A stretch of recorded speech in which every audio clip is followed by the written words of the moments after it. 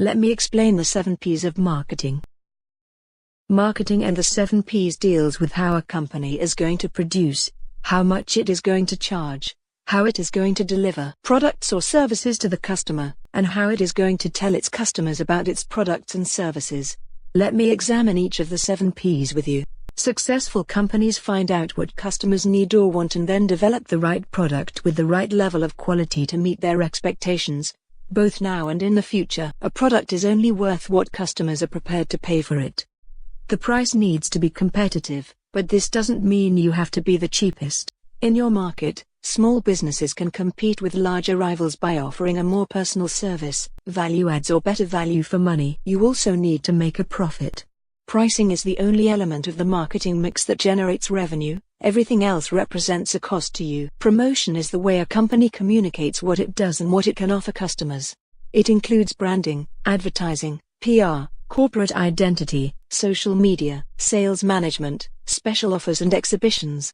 Promotion must gain attention, be appealing, send a consistent message and above all, give the customer a reason to choose your product rather than someone else's. The product must be available in the right place, at the right time and in the right quantity, while keeping storage, inventory and distribution costs to an acceptable level.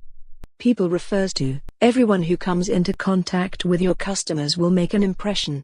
Many customers cannot separate the product or service from the staff member who provides it, so your people will have a profound effect, positive or negative, on customer satisfaction.